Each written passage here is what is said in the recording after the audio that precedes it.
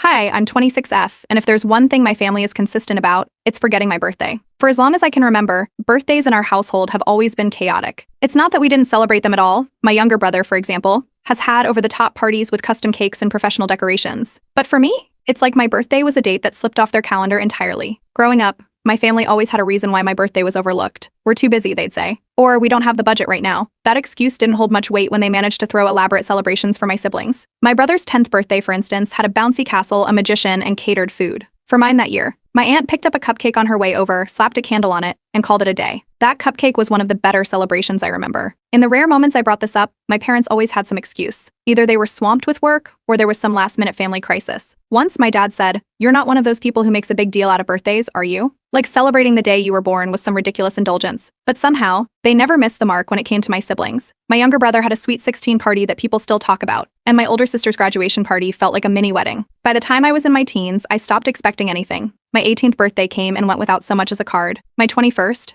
they were too busy with work, but my dad managed to take my brother out for his big soccer game that same evening.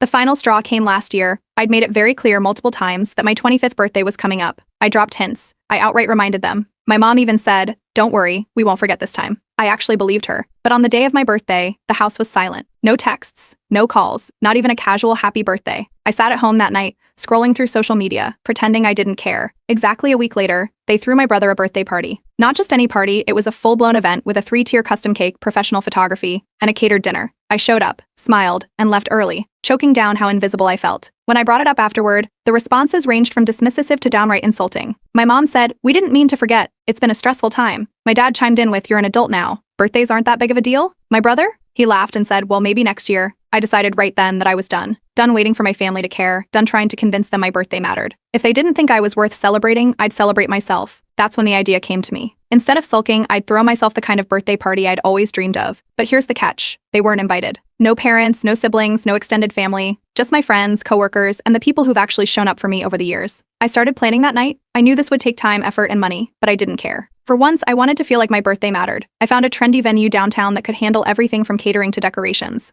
I spent hours scrolling Pinterest for themes until I landed on one that felt perfect, a masquerade ball. It would be elegant, extravagant, and completely mine. My first order of business was the guest list. I kept it tight, just the people who'd been there for me through thick and thin. No family. I didn't want to give them the chance to ruin it. I didn't post anything on the family group chat, or even drop hints around the house. As far as they were concerned, my life was business as usual. As I finalized plans, I started to feel a mix of excitement and dread. I knew they'd find out eventually, and the fallout would be massive. But the more I thought about it, the more I realized it didn't matter.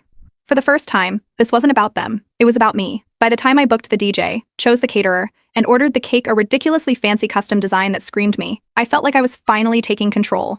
This wasn't just a birthday party, it was a statement. I know some people might think I'm being petty, but after years of being an afterthought, I think I've earned this. My family has always accused me of being too dramatic or too sensitive, but this time I wasn't asking for their validation. If they couldn't be bothered to celebrate me, I'd do it myself. The party is still months away, but everything is falling into place. I've kept everything off social media for now, but I know the secrecy won't last. They're bound to find out, and when they do, it's going to be a mess. But honestly, I'm ready for it. This year, it's about me for a change. The first thing I locked down was the venue. I found this beautiful loft space downtown with high ceilings, exposed brick walls, and huge windows overlooking the city skyline. It was modern, but had this cozy vibe that I knew would be perfect for the party.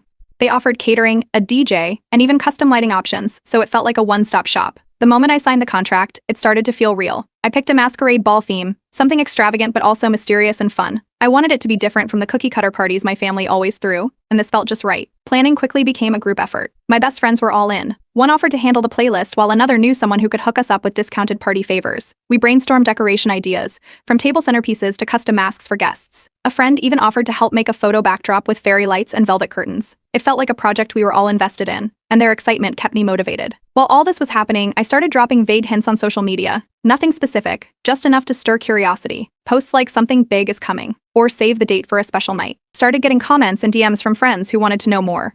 The next big thing was my outfit. I'd never splurged on clothes before, but this time I decided to go all out. I visited a boutique I'd only ever window shopped at before and found a stunning floor-length dress that fit the theme perfectly. It was deep emerald green with intricate beadwork, the kind of dress that made you feel like royalty the second you put it on. I also bought matching heels and earrings, telling myself it was worth it, since this party was a once-in-a-lifetime event. Meanwhile, I kept all the planning completely off the family group chat. They had no idea what I was up to, which was exactly how I wanted it. The cake was